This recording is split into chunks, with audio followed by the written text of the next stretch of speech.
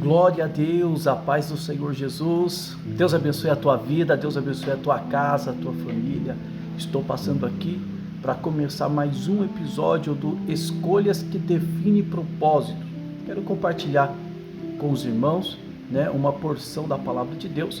Eu acredito, em nome de Jesus Cristo, que vai ser muito edificante para cada um de nós. Então, neste momento que Deus preparou para nós, eu quero compartilhar com você uma porção da palavra de Deus, tá bom? O texto que nós vamos estudar está em Levítico, capítulo de número 24, do verso 1 ao verso de número 4, tá bom? Você que pode, pega a sua Bíblia, Levítico, capítulo de número 24, do verso 1 até o verso de número 4, para nossa meditação em nome de Jesus. Enquanto isso, eu quero agradecer a Deus pela tua vida, isso mesmo, você que está aí deste outro lado do dispositivo, que está nos ouvindo, nos acompanhando através dessas informações visíveis, através da audição.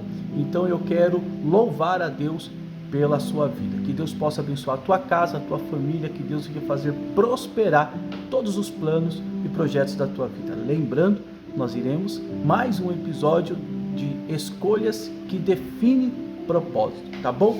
Levítico capítulo de número 24, está escrito assim, a epígrafe do texto diz: a lei acerca das lâmpadas. E falou o Senhor a Moisés dizendo: ordena aos filhos de Israel que te tragam azeite de oliveira puro, batido, para luminária, para acender as lâmpadas continuamente. Verso 3, Arão as porá em ordem perante o Senhor continuamente, desde a tarde até a manhã, fora do véu do testemunho, na tenda da congregação. Estatuto perpétuo é pelas vossas gerações. Sobre o castiçal puro porá em ordem as lâmpadas perante o Senhor continuamente. Então nós temos aqui a ordem acerca do candelabro. Você conhece o tabernáculo? O tabernáculo, ele tinha ali alguns utensílios que faziam parte do tabernáculo, O tabernáculo era separado em 3 partes.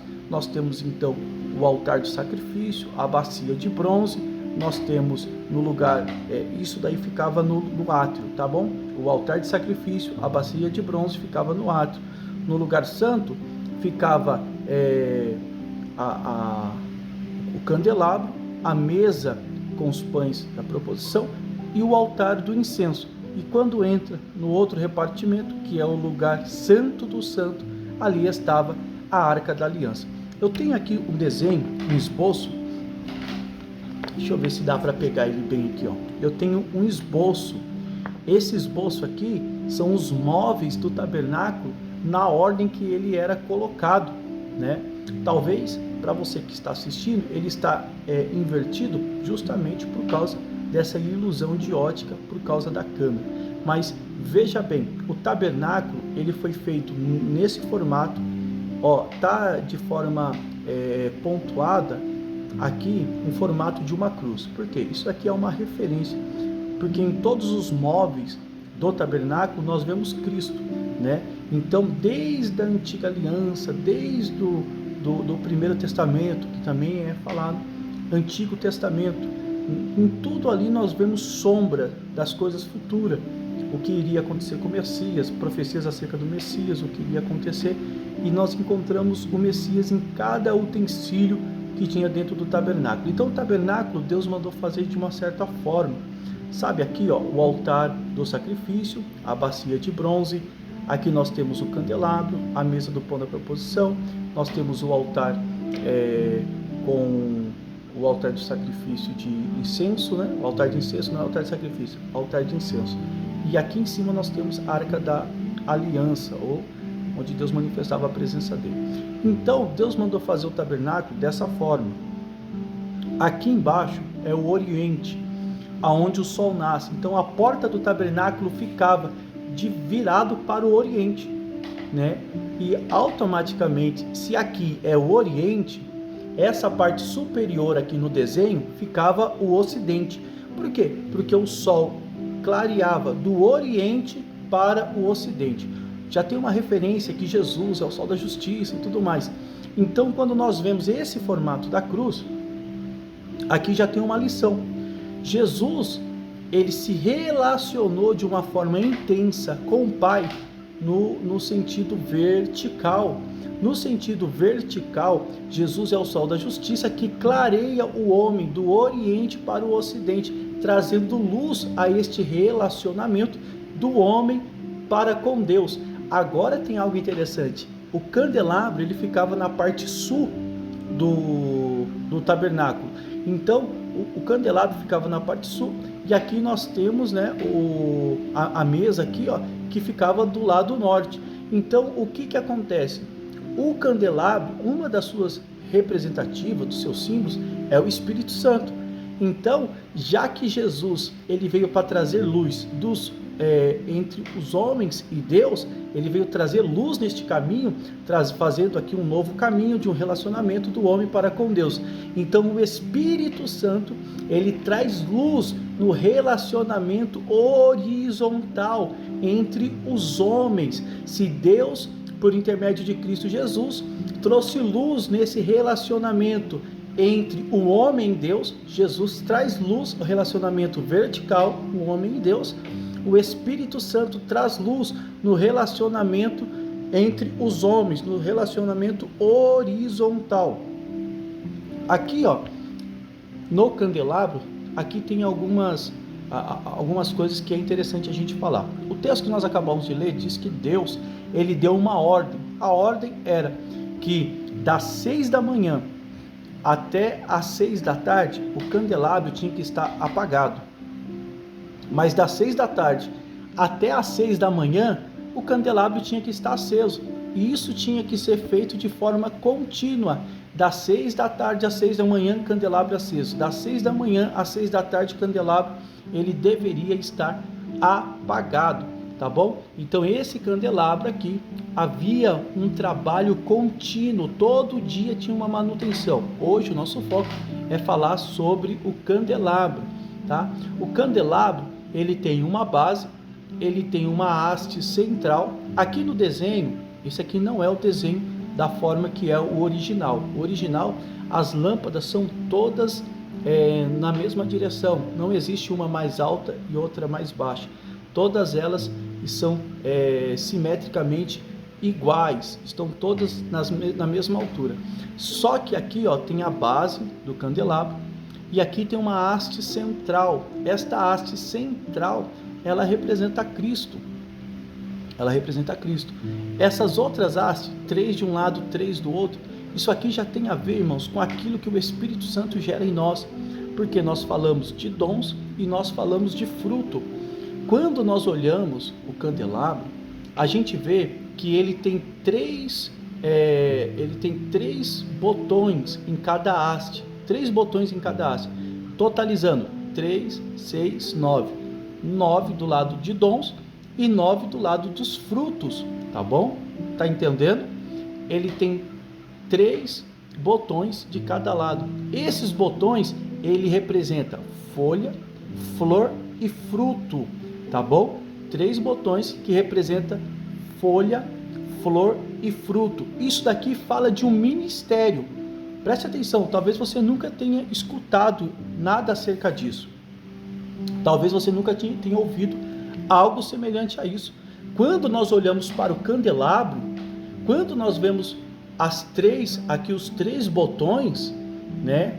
Quando nós falamos de folha, nós estamos falando da igreja. Irmãos, a beleza que a igreja tem, quem traz esta beleza para a igreja é o próprio Senhor Jesus.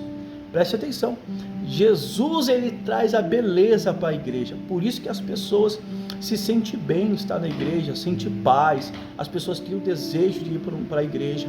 A beleza, a parte estética da igreja, Jesus, ele promove, irmãos, essa vontade, esse desejo, algo que agrada os nossos olhos. Então, quando nós falamos de folha, fala com a beleza aquilo que Jesus fez. Porque Jesus foi quem gerou a igreja, Jesus foi quem inaugurou, ele gerou a igreja. Por isso eu estou falando, irmãos, isso aqui É uma simbologia para você compreender e conseguir entender melhor quando se fala desses utensílios de dentro do tabernáculo. Então nós estamos falando de folha, flor e fruto. As folhas, Cristo que é responsável. Então a beleza da igreja, quem é responsável é Cristo. Os botões, ou melhor, as flor, quem é que faz gerar a flor? É o pastor. Isso aqui é muito forte, irmão. Isso aqui é muito forte. Eu acredito que talvez você nunca ouviu isso de ninguém. As folhas é o próprio Cristo que gera. As flor, quem gera é o pastor. É o pastor que gera a flor. Porque flor, ela vai depender da manutenção, do cuidado, né? De todos os detalhes ali que isso está determinado para o pastor. O pastor é responsável para fazer com que alguém que foi introduzido dentro da igreja comece a produzir flor. Por quê? Depois da flor, o que vem? Vem fruto. Então, nós temos folha, que fala da beleza da igreja, porque foi Cristo que gerou a igreja. Então, a beleza da igreja, nós falamos que foi Cristo que gerou. As flor é responsabilidade do pastor, com cuidado, ministrando a palavra, alimentando, todos esses cuidados para gerar flor. E o fruto é responsabilidade do evangelista. Isso é forte, não é, irmão? É o evangelista que tem a responsabilidade de fazer com que a igreja que está bonita, adornada por Cristo, que está sendo cuidada pelo pastor, sendo feita manutenção pelo pastor, para que possa produzir fruto, ou seja, alma sendo gerada, responsabilidade do evangelista. Então nós vemos aqui um trio trabalhando, pastor, Cristo e o evangelista. Irmãos, isso aqui é profundo, porque quando você vê 3 hastes por um lado, 3 hastes para o outro lado, dentro do castiçal já está apontando para a Trindade, já está apontando para a plenitude de Deus, está apontando para o Pai, Filho e Espírito Santo. Tudo que Deus trabalha, Deus vai trabalhar de uma forma, irmãos, identificando algo poderoso. Então nós vemos aqui a Trindade, nós vemos no candelabro, 3 para cada lado, nós vemos em cada haste 3, representando de novo aí a Trindade, a Santíssima Trindade. Nós vemos as folhas, a flor e o fruto. Falamos de um trio que agora é responsabilidade de Cristo, que já adornou a igreja, o pastor com a manutenção e o evangelista para gerar fruto. Detalhe, aonde essas hastes estão saindo, esse candelabro aqui, irmãos, não é uma réplica do original, não é. Esse desenho aqui é só uma ilustração, porque que nem eu falei para os irmãos, deveriam estar igualado todas as lâmpadas e não está, tá? Mas esse aqui foi o único esboço que eu tive aqui em casa para poder estar fazendo esse vídeo. Então cada haste dessa passa por um botão de amêndoa que tem nessa haste central. Essa haste central, ela tem 3 botões de amêndoa também, que está ligando cada haste do lado esquerdo às hastes do lado direito. Por quê? Porque entre um botão e o outro havia um pedaço, né, liso, né, que faz parte do castiçal. Esse pedaço liso que não tem ali a semente, que não tem ali o botão da amêndoa, a haste não poderia passar por ali. Porque quando a haste ela está ligada a um botão que está no centro, que está ligado na haste central, está nos ensinando algo. Nenhuma haste pode produzir fruto de si mesmo, mas ela depende de alguém para gerar. Preste atenção. Quando nós falamos disso, olha o que nós entendemos. Abraão, ele estava ligado espiritualmente em Melquisedeque. Você entende? Abraão ficou ligado espiritualmente em Melquisedeque, assim como Moisés estava ligado espiritualmente no seu sogro Jetro, assim como Davi estava ligado espiritualmente em Samuel, e também o apóstolo Paulo estava ligado espiritualmente em Ananias. Então nós somos essa haste que dá continuidade a partir de alguém. Essa haste, irmãos, ou melhor, esse candelabro, ele foi feito especialmente para nos trazer à memória a vara de Arão. Sabe a vara de Arão? Que quando Deus vai falar para Moisés levantar Arão como sumo sacerdote, eles vão achar, o povo de Israel vai achar, que aquilo ali era coisa da família. Não, vamos colocar alguém da nossa família para privilegiar a nossa família. Não era algo que o próprio Deus tinha escolhido. Por isso que eles vão colocar as varas em frente lá do tabernáculo, e só a vara de Arão é quem vai florescer. Porque a vara de Arão florescendo, uma vara fora do tronco floresce, irmão, só Deus para fazer isso daí. Então, nesse momento, quando nós olhamos para o candelabro nos traz a memória, é uma homenagem à vara de Arão, que floresceu. Então, o desenho do candelabro, ele segue o desenho de uma amendoeira, tá bom? Então, nós temos aí a vara de Arão, que depois também é conhecido como a vara de Moisés, porque a vara, irmãos, não era dado para uma pessoa específica, a vara é dado para uma família. Por isso que nós falamos a questão do passar o bastão, passar o cajado, né? O pastor, ele precisa gerar filhos espirituais. Não é regra, lei, passar para um filho biológico, mas sim, desde que seja alguém que ele gerou, né? Quando eu gero alguém, um filho espiritual na fé, então a minha intenção é passar o meu legado para ele dar continuidade naquilo que eu comecei. É isso que a palavra de Deus nos ensina. Então a vara, o cajado, ficava na família, não era para um indivíduo específico, era para a família. E essa vara que floresceu na mão de Arão, para Deus confirmar o seu ministério, é a mesma vara que quando Arão e Miriam coloca em dúvida o ministério de Moisés, essa vara, irmãos, ela começa a murchar. Preste atenção que isso aqui é muito poderoso. Essa vara começa a murchar. Olha que interessante. Por que começa a murchar? Porque começou a gerar dúvida acerca do ministério de Moisés, que foi alguém que Deus levantou. Então o que Deus fala, irmão? Para Moisés colocar aquela vara junto com o testemunho. Então, quando Moisés coloca a vara dentro da arca da aliança, aonde estavam as duas pedras com os mandamentos, agora não é mais arca da aliança, mas é o que? Testemunho. Porque enquanto aquela vara estivesse na mão de Moisés e aquela dúvida no povo que foi gerado por Arão e Miriam, aquela vara iria secar. Aqui tem um ensinamento profundo, isso aqui eu tenho certeza você nunca ouviu. A arca da aliança, sem a tábua do mandamento e sem a vara de Arão, não passa de uma arca vazia, um caixote vazio. Só vai ser chamado de testemunho, arca do testemunho, quando a vara de Arão, que representa o seu ministério, estiver ligado com a palavra de Deus, que é o mandamento. Aqui eu aplico, preste atenção que isso daqui é muito enriquecedor. Tem muitas pessoas que não passam de uma arca vazia, tem muitas pessoas que não passam de um caixote. Tem presença de Deus, se move nos dons espirituais, só que não tem testemunho, porque a sua vida não é baseada na palavra. É forte isso daqui, irmão. Se não tiver palavra, não tem testemunho.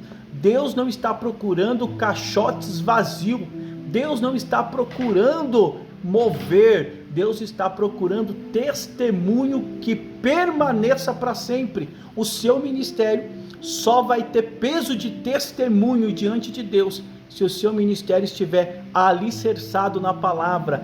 Arca da aliança, sem a palavra, caixote vazio. Mas arca da aliança, com a vara de Arão, com as pedras, com os mandamentos, irmãos, se torna um testemunho. Então para de ser uma caixa vazia, começa a produzir um bom testemunho, baseando a sua vida em cima da palavra de Deus.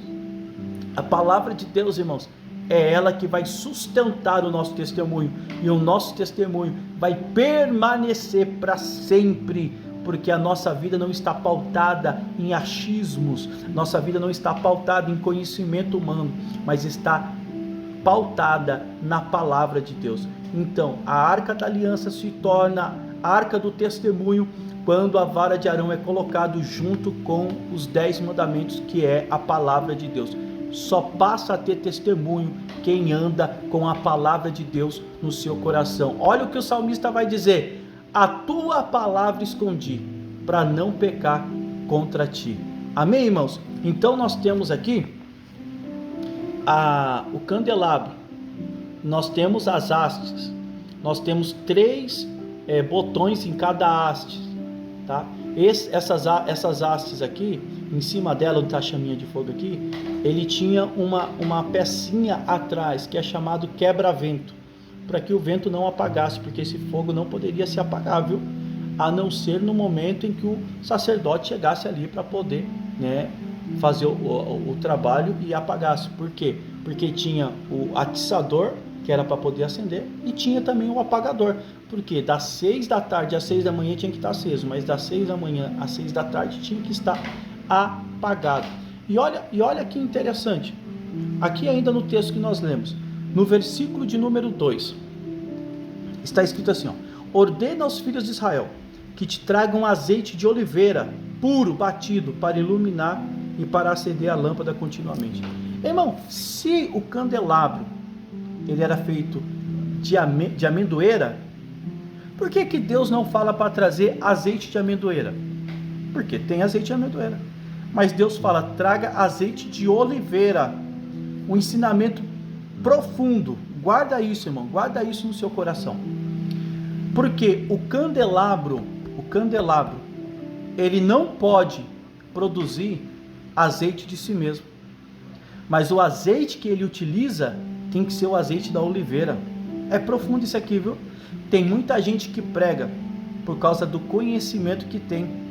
Não tem mais um particular com Deus, não pede mais revelação da palavra, não ora para Deus dar uma mensagem. Tem pessoas que quando recebe convite para pregar, antigamente falava isso, hoje não fala mais. Pastor, eu vou orar a Deus, e assim que Deus me der uma resposta, eu te dou uma posição. Hoje não, você liga para a pessoa para fazer um agendamento, na hora a pessoa aceita. A pessoa nem orou para Deus para ver se é para ela estar naquele lugar. O que Deus quer falar com aquele povo? Porque está gerando azeite de si mesmo. É ela que está gerando, não é o azeite de oliveira. A pessoa precisa do azeite de oliveira. A madeira sou eu sou o candelabro, mas o azeite não é eu que produzo. O azeite tem que vir da oliveira. A mensagem ainda vem de Deus, o recado ainda é de Deus para o povo. Eu não falo para o povo o que eu quero, eu falo para o povo que Deus manda falar. Eu não trabalho no direcionamento do meu próprio entendimento, raciocínio pessoal, mas eu trabalho sendo guiado pela revelação do Espírito Santo. Irmãos, olha o que Deus falou. Ordena aos filhos de Israel que tragam azeite de oliveira. Então esse azeite ainda é conseguido de joelho. Esse azeite ainda é adquirido, irmãos, com o joelho no chão e com a boca no pó. Esse azeite ainda vem do céu, ele vem de Deus para nós, não é um azeite que nós produzimos. Então, irmãos, se você está produzindo azeite de si, para de produzir. Chega, é momento de falar assim: Deus, eu preciso de azeite, mas o azeite tem que ser da oliveira. Eu preciso de uma mensagem, mas essa mensagem tem que vir do trono. É por isso que nós não vemos mais, transformação, não vemos mais conversão, não vemos mais curas como nós víamos no tempo passado. Que as pessoas pararam de pegar azeite da oliveira, mas estão gerando azeite de si mesmo. Então, o candelabro, ele tem 7 hastes, 3 de cada lado e uma central. O azeite tinha que ser de oliveira. O sacerdote fazia o trabalho, limpava, tirava o pavio que já estava queimado. Aqui tem uma aplicação boa, viu? Olha aqui o tamanho que é a haste. o pavio tinha que ser comprido, porque o pavio buscava azeite até aqui embaixo na base. Então esses crentes que dizem, não mexe comigo não, que eu tenho pavio curto, irmão, cuidado, hein, cuidado, tá ruim para você. Ninguém é chamado para o ministério com pavio curto, tá? O nosso pavio tem que ser comprido, porque tem que buscar azeite lá embaixo. Quem tem pavio curto não tem hábito de orar. Quem tem pavio curto não tem hábito de ler a palavra. Mas quem tem pavio comprido, irmãos, ainda é dependente de Deus. Sabe que ainda o azeite tem que buscar lá embaixo, né? Lança a boca no pó, porque talvez ainda haja esperança. Tá bom, irmãos? Então nós precisamos buscar o azeite na fonte, na oliveira, que é Cristo. Só que o candelabro também aponta algo muito tremendo, falando de Jesus. Você que pode, abre a sua Bíblia, Isaías capítulo 11. Isaías capítulo 11. Olha só, que tremendo isso. Ó, Isaías capítulo 11 está escrito assim: porque brotará um rebento do tronco de Jessé, e das suas raízes um renovo frutificará, e repousará sobre ele o Espírito do Senhor, Espírito de sabedoria, de inteligência, Espírito de conselho, de fortaleza, Espírito de conhecimento e de temor do Senhor. Deleitar-se-á no temor do Senhor, e não julgará segundo a vista todos os seus olhos, nem repreenderá segundo o ouvir dos seus ouvidos. Agora nós vemos aqui algo interessante, tremendo. Ó, aqui está falando no capítulo 11 de Isaías, porque brotará um rebento do tronco de Jessé.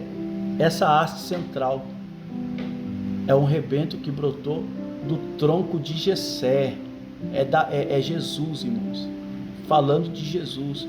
E brotará, ó, Isaías capítulo 11, brotará um rebento do tronco de Jessé, e das suas raízes um renovo frutificará.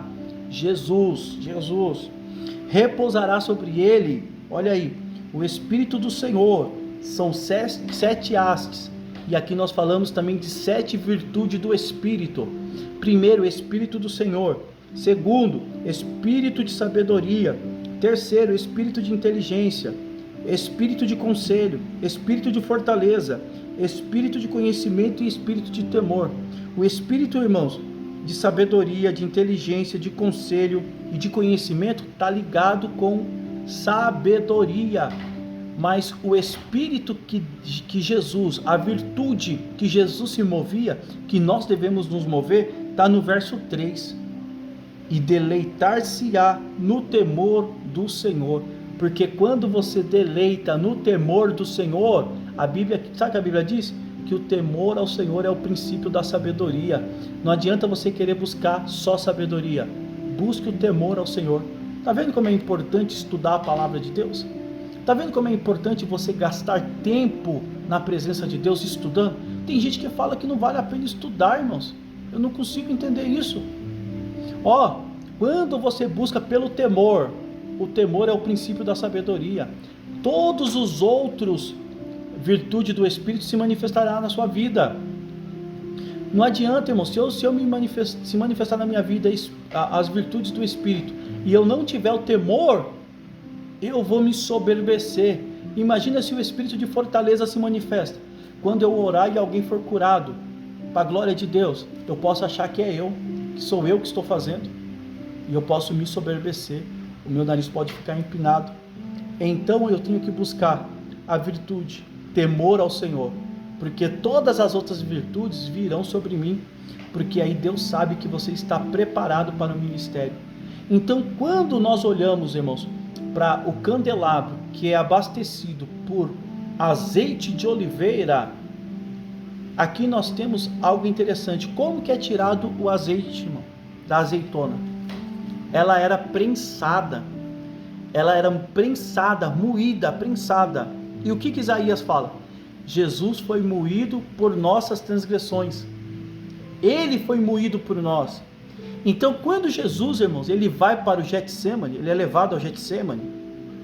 Getsemane já quer dizer o lugar da prensa, e isso não era coincidência, isso era profético. Isso daí já era uma projeção profética, porque Jesus precisava passar pelos 3 estágios da extração do azeite, irmão. Os 3 estágios. Quando Jesus ele é levado para o Getsêmani, lugar da prensa, aquilo era muito profético, muito profético. Os 3 estágios do Getsêmani. O primeiro estágio, Jesus soa gotas de sangue. O segundo estágio, ele vai dizer: eu estou entristecido até a minha alma está entristecida. E o terceiro estágio, ele fala assim: não seja feito a minha vontade, mas todavia seja feita a tua vontade. Então, no primeiro estágio, irmãos, o suor se transforma em gotas de sangue. É o primeiro azeite que era tirado da azeitona. O segundo, saindo da alma, minha alma está profundamente angustiada. A minha alma está profundamente angustiada, Jesus declarou. Por quê? É o azeite que era tirado, irmão, da polpa da azeitona, daquela parte que é comestível. E o terceiro estágio, quando ele mata a sua vontade, quando ele fala: Senhor, se possível for, afasta de mim esse cálice. Aí ele vai falar: mas todavia seja feita a tua vontade. Naquele momento é tirado o azeite do caroço da azeitona. É esse azeite, irmãos, esse azeite puro, precioso, que é abastecido à igreja. Amém? Espero que Deus ele possa continuar te abençoando, abrindo seu entendimento, dando luz no conhecimento que o Espírito Santo nos faz adquirir, tá? Que Deus abençoe você sempre, que Deus abençoe a tua casa, a tua família, os teus planos, os teus projetos. E lembre, irmão, sempre estaremos colocando os vídeos aqui, tá bom?